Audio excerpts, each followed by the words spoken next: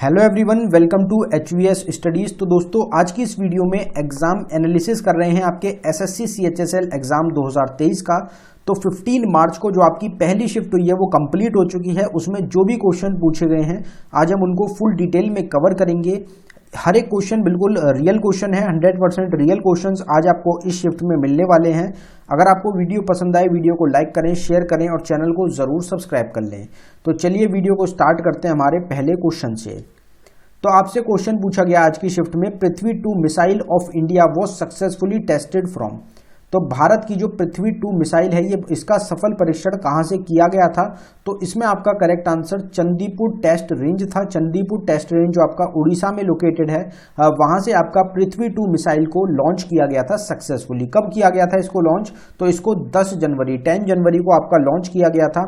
अगर आपसे आगे पूछा जाए किसी एग्जाम में कि इसकी जो आपकी किसके द्वारा इसको लॉन्च किया गया था, तो इसमें आपका करेक्ट आंसर हो जाएगा DRDO जो ऑर्गेनाइजेशन है, इन्होंने इसको लॉन्च किया 10 जनवरी को। इसकी रेंज कितनी है पृथ्वी 2 मिसाइल की? तो पृथ्वी 2 मिसाइल की आपकी रेंज हो जाएगी 350 किलोमीटर, 350 किलोमीटर रेंज है आपकी पृथ्वी 2 मिसाइल की। यहाँ पे DRDO की बात हुई है तो DRDO को कवर करते हैं, defence research and development organisation. Full form हो जाएगी आपकी DRDO की, जिसको एस्टैब्लिश किया गया 1958 में। DRDO का हेडक्वार्टर है न्यू दिल्ली में। DRDO भवन आपका लोकेटेड रहेगा, जिसका मोटो है strength origin is in science.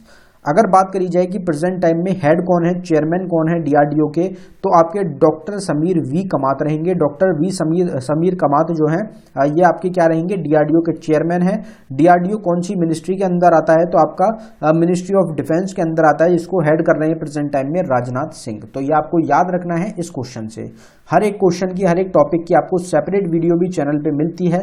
हमारी प्लेलिस्ट है ऑल स्टैटिक जीके टॉपिक के नाम से, जिसका लिंक आपको डिस्क्रिप्शन में मिल जाएगा। आप उसमें हमारी जो प्लेलिस्ट है उसमें सारे टॉपिक्स की वीडियोस को कवर कर सकते हैं। अगला क्वेश्चन आपसे पूछा गया, who one the US open 2022 men single title.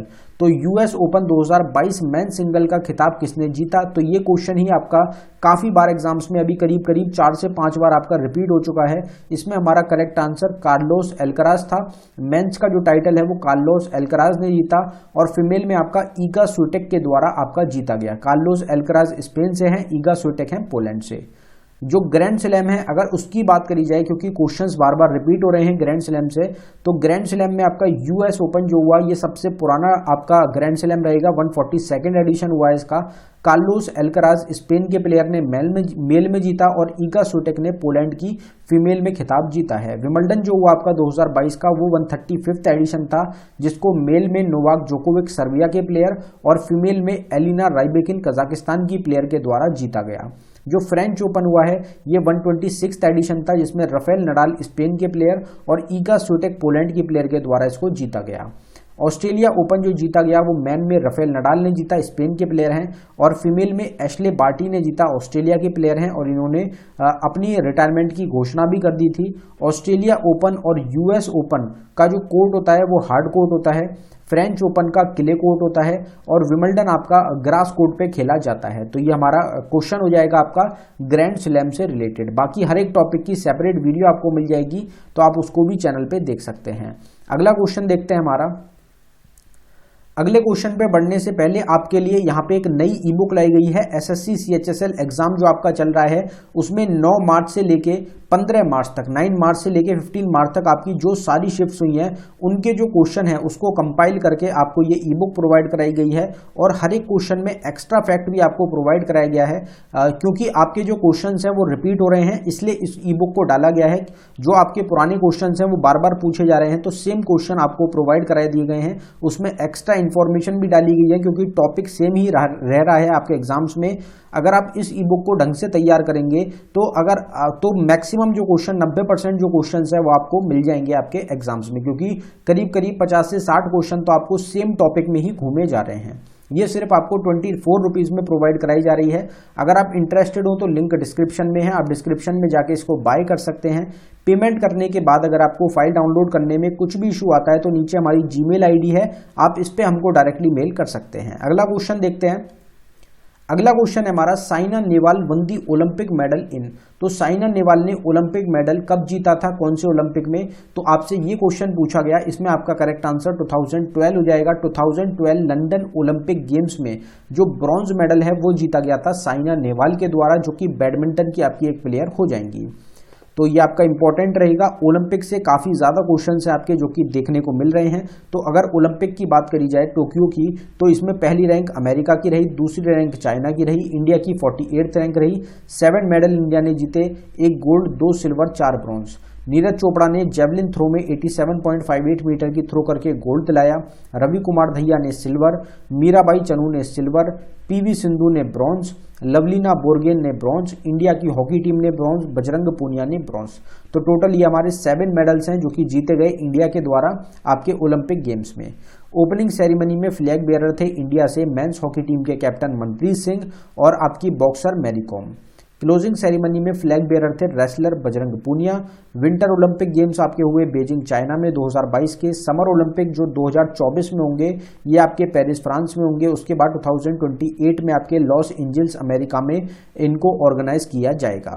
तो आप जो ओलंपिक्स हैं इनको जरूर एक बार पढ़ लें। जो हमारी ई बुक है उसमें आपको ओलंपिक के क्वेश्चंस प्रोवाइड कराए गए हैं। ई बुक आप जरूर बाय कर लें क्योंकि आपको रिपीटेड क्वेश्चन उसमें मिल रहे हैं एग्जाम्स के। फिर आपसे क्वेश्चन पूछा गया, पूर्वांचल हिल्स और eastern hills are not a part of. तो पूर्वांचल की पहाड़ी या फिर जो पूर्वी पहाड़ी है ये आपकी किसकी हिस्सा नहीं है? तो हिमाद्री रेंज इसमें आपका करेक्ट आंसर था। जो हिमाद्री रेंजेस हैं वो आपकी नहीं आती पूर्वांचल हिल्स में। फिर आपसे क्वेश्चन पूछा गया, which among book is written by Kalidas. Kalidas के द्वारा कौन सी बुक को लिखा गया है? अभी हमने पीछे ही रिवीजन की वीडियो में अपने इस क्वेश्चन को कवर किया था। तो इसमें आपका करेक्ट आंसर मेघदूत हो जाएगा। मेघदूत जो बुक है ये आपकी कालिदास के द्वारा लिखी गई है। अब यहाँ पे अगर हम बुक्स की ही बात करें तो कुछ जैसे मेघदूत एक आपकी एंशिएंट टाइप की बुक रहेगी, इसी टाइप की कुछ आपकी बुक्स हैं जैसे विष्णुगुप्त के द्वारा, चाणक्य के द्वारा, कौटिल्य के द्वारा अर्थशास्त्र बुक को लिखा गया। आनंद मठ जो बुक है ये बंकिम चंद्र चटर्जी या फिर चंद चट्टोपाध्याय के द्वारा लिखी गई है। पतंजलि के द्वारा महाभस्या बुक को लिखा गया।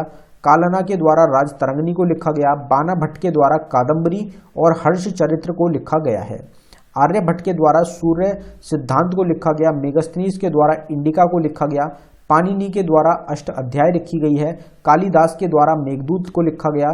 हर्षवर्धन के द्वारा प्रियदर्शिका और आपकी रत्नावली को लिखा गया। अश्वघोष के द्वारा बुद्ध चरित्र को लिखा गया। जयदेव के द्वारा गीत गोविंद को। वत्स्यायना के द्वारा आपका कामसूत्र को लिखा गया। वीरसेन के द्वारा नवरत्न बुक को लिखा गया है। तो ये आपकी कुछ इंपॉर्टेंट बुक्स हैं जिनसे आपके आने वाली शिफ्ट्स में क्वेश्चन आपके बन सकते हैं। अगला क्वेश्चन देखते हैं, according to which article Hindi and Devanagari are the official languages of the union. तो कौन से आपका आर्टिकल के अनुसार हिंदी और देवनागरी संघ की राजभाषा हैं? तो इसमें हमारा करेक्ट आंसर था आपका आर्टिकल 343। आर्टिकल 343(1) इस क्वेश्चन का आपका करेक्ट आंसर था। अगर हम आर्टिकल्स की बात करें तो कुछ इंपॉर्टेंट आर्टिकल्स को कवर करते हैं। जैसे आर्टिकल 52 में बताया गया है कि प्रेसिडेंट पद होना चाहिए। 54 में इलेक्शन ऑफ प्रेसिडेंट। 61 में इम्पीचमेंट प्रोसेस ऑफ प्रेसिडेंट। 63 में वाइस प्रेसिडेंट ऑफ इंडिया। 64 में vice president ex officio chairman of council of state और राज्यसभा। 66 में इलेक्शन ऑफ वाइस प्रेसिडेंट। 76 में अटॉर्नी जनरल ऑफ इंडिया। 79 में कॉन्स्टिट्यूशन ऑफ पार्लियामेंट। 80 में composition of Rajya Sabha. 81 में composition of Lok Sabha. 83 में duration of house of parliament. 93 में speaker and deputy speaker of the house of the people. Article 105 में power और privileges house of the parliament के लिए। 110 में आपका डेफिनेशन ऑफ मनी बिल। तो ये आपके कुछ इंपॉर्टेंट आर्टिकल्स हैं जो आपके एग्जाम्स में पूछे जा सकते हैं। जो हमारी सेपरेट ई बुक है उसमें आपको सारे जितने भी आर्टिकल्स हैं सब आपको कवर करा दिए गए हैं एक्स्ट्रा फैक्ट्स के फॉर्म में। तो आप उसको बाय कर सकते हैं। कोई भी टॉपिक अगर एग्जाम में बन रहा है तो एक्स्ट्रा फैक्ट के फॉर्म में सारे क्वेश्चंस उससे रिलेटेड आपको कवर कराए गए हैं हमारी ई बुक में। फिर आपसे क्वेश्चन पूछा गया कि Gopika Verma is related to which dance form.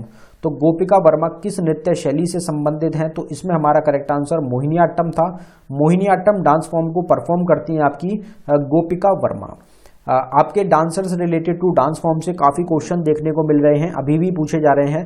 तो अगर इस टॉपिक की बात करी जाए तो रुक्मिणी देवी अरुंदले भरतनाट्यम डांस को परफॉर्म करती हैं, पंडित बिरजू महाराज कथक को, केलुचरण महापात्रा उड़ीसी को, गुरु बिपिन सिंह मणिपुरी को, वेम्पति चिन्ना सत्यम कुचिपुड़ी को, पद्म सुब्रमण्यम भरतनाट्यम को, मृणालिनी साराभाई कथकली और भरतनाट्यम को, शोभना नारायण कथक को, सोनल मानसिंह भरतनाट्यम और उड़ीसी को, श्रीमंता शंकरदेव सत्रिया को, के अम्मा और कनक रिल्याप के मोहिनीअट्टम डांस फॉर्म को परफॉर्म करते हैं।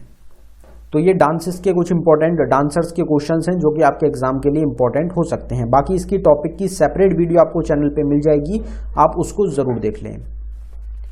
फिर अगला क्वेश्चन आपसे पूछा गया, vacuum tube computer was used in which generation computer.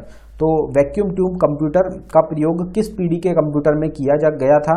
तो इसमें हमारा correct answer first generation computer रहेगा। जो पहली जनरेशन के कंप्यूटर थे उसमें वैक्यूम जो ट्यूब होती है उसका यूज किया गया था कंप्यूटर में। फिर हमारा अगला क्वेश्चन है, India and China border is divided into how many parts. तो इंडिया और चाइना का जो बॉर्डर है वो टोटल 3 पार्ट्स में डिवाइड किया गया है आपका, जिसमें आपके वेस्टर्न सेक्टर, मिडल सेक्टर और आपका ईस्ट सेक्टर आता है। तो ये आपके 3 पार्ट्स हो जाएंगे जिसमें इंडिया और चाइना के जो बॉर्डर हैं वो आपके लगते हैं, उनको विभाजित किया गया है, डिवाइड किया गया है। Treaty of Amritsar was signed between. तो अमृतसर की जो आपकी संधि है ये इस पे हस्ताक्षर किसके द्वारा किए गए थे। तो इसमें ब्रिटिशर्स के द्वारा, ईस्ट इंडिया कंपनी के द्वारा और महाराज रणजीत सिंह, इन दोनों के बीच में ट्रीटी ऑफ अमृतसर को साइन किया गया था 1809 में। Mars planet complete 1 revolution around the sun in how many days. तो मार्स एक चक्कर सूरज का, सन का कितने दिन में लगाता है। तो आपका आंसर था 687 डेज। इंडिया से डबल, अप्रोक्स बात करी जा रही है, इंडिया से डबल टाइम लगता है मार्स को एक चक्कर लगाने में सूरज के। अगर यहाँ पे हम प्लैनेट्स की बात हुई है तो प्लैनेट्स को कवर करते हैं। तो प्लैनेट जो कि सबसे दूर है सूरज से वो आपका नेपट्यून हो जाएगा। हॉटेस्ट प्लैनेट कौन सा है सोलर सिस्टम का, वीनस हो जाएगा। लार्जेस्ट प्लैनेट सोलर सिस्टम का जुपिटर है। स्मॉलेस्ट प्लैनेट आपका मरकरी रहेगा। रेड प्लैनेट के नाम से मार्स को जाना जाता है। सबसे ज़्यादा जो मून्स है वो जुपिटर के पास है।